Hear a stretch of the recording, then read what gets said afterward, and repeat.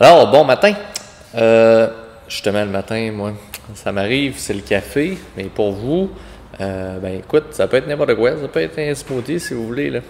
Mais ce matin, je voulais vous parler des trucs pour économiser dans un garage. Parce que on est toujours considéré comme cher, c'est normal, c'est à vos frais. C'est un peu comme entre la carte soleil et puis le vétérinaire. Vous allez toujours dire le vétérinaire, c'est épouvantable à quel point c'est cher, ça n'a pas de bon sens. Ben oui, quand on paye tous, quand on paye le montant total pour un professionnel, ça monte, ça devient c'est des factures salées. Bon.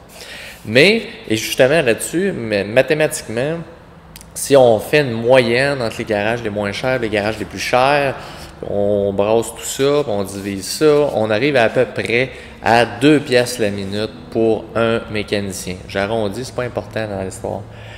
Donc, mais parce que ce soit 2 piastres ou 1,80, écoute, c'est pour vous dire que c'est cher, la main-d'œuvre, c'est cher d'utiliser un expert pour travailler sur sa voiture.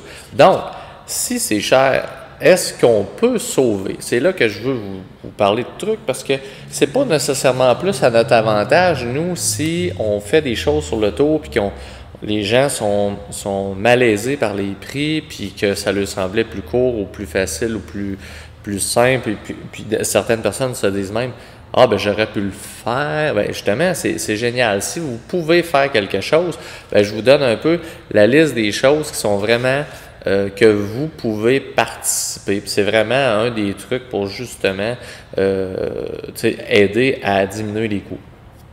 Entre autres, il y a les choses qui sont même, la plupart du temps, sont écrites dans votre manuel. Si vous regardez dans le manuel d'entretien, il y a des choses que le client peut faire. On montre comment interpréter les niveaux, pour la plupart des niveaux qui sont dans le capot, pour aller voir les niveaux d'huile, les niveaux de liquide. Il y a des méthodologies pour le faire et ils sont très clairement expliqués. C'est déjà arrivé que certains autos avaient des façons différentes d'interpréter et que le mécanicien lui-même a été voir dans le manuel ou sur Internet parce que justement, ce sont des processus qui sont tout expliqués clairement. Si vous prenez le temps de lire, c'est très facile. Même chose pour le filtre à air du moteur que vous pouvez facilement vérifier vous-même et remplacer vous-même dans 98% des voitures.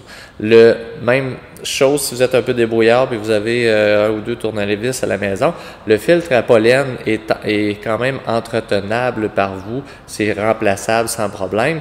C'est pas une complexité tant que ça, 10 minutes de votre vie, là, vous allez régler le problème. Ça peut sauver des dollars, là, parce que la plupart des garages vont charger pour le faire.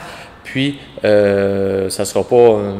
ça va être aussi bien fait là, si vous prenez le temps de le faire. Ensuite de ça, vous avez la pression des pneus, de vérifier, mesurer les pneus aussi, c'est faisable de votre part, et contrôler, gérer les permutations de la pression d'air. Quelqu'un qui fait ça, là, je vous dis, en partant, là, tous les clients qu'on a, là, qui ont le moindrement, qui tiennent à niveau leur pression d'air, puis qui s'assurent de faire de temps à autre des rotations, écoute, c'est du 30-40% de durée de vie supplémentaire sur leurs pneus. Là. Donc, écoute, ça compte. Là. Un pneu, c'est fait pour rouler avec une pression optimale, pas avec des slow flats puis qu'il y a un peu tout croche. C'est important. C'est des choses comme ça. Là. Quand vous faites l'entretien, c'est de la prévention. Prévention fait sauver des sous. Mais en plus, si vous participez, c'est que vous sauvez des sous sur le temps homme utilisé dans le garage. Donc, il y a ça aussi. Puis, le fait d'être observateur, donc si vous attendez pas, puis que vous étirez pas, puis que vous voyez des choses anormales dans vos témoins lumineux ou des aiguilles, des indicateurs de X informations, ben c'est ces préventions-là qui font en sorte que vous allez sauver des sous. On a des clients qu'on a vus et le client ne savait pas comment fonctionnaient ces témoins lumineux, puis a sauté son moteur parce que lui, que la lumière soit rouge, verte ou jaune, lui, c'est pas grave, on roule, puis on va demander plus tard. Ben, la lumière, c'est une lumière de pression d'huile, fait que plus de moteur. Comme on peut aussi mal interpréter une lumière de batterie et tomber en panne au pire endroit juste parce qu'on l'alternateur est défectueux, par exemple. Donc, c'est ça qui est important, c'est que vous pouvez participer. Je vous invite quand même à prendre quelques minutes pour relire votre manuel d'entretien. Les entretiens peuvent varier d'une auto à l'autre, mais vous allez être surpris à certaines étapes, vous allez dire Ah, c'est juste ça, oui, je pourrais le faire. Puis vous allez avoir une longueur d'avance sur d'autres clients, vous allez être déjà préparé, vous allez avoir même une façon plus claire d'expliquer si vous avez un besoin particulier, soit pour compléter ce que vous avez commencé. Ah, j'oubliais. Les essuie-glaces aussi, vous pouvez participer à ça. Puis moi, j'ai vu plein d'affaires plates que le client aurait pu facilement réagir lui-même. J'ai vu des pare-brises complètement rêlées, là, je pourrais dire égratignées à vie parce que justement, la personne avait tellement enduré ses balais qu'on était quasiment rendu sur la monture qui grattait à vitre. Puis c'est facile à faire. Vous pouvez les acheter et les remplacer. Vérifier si la tension du bras là, veut se réappuyer sur la vitre. Vérifier.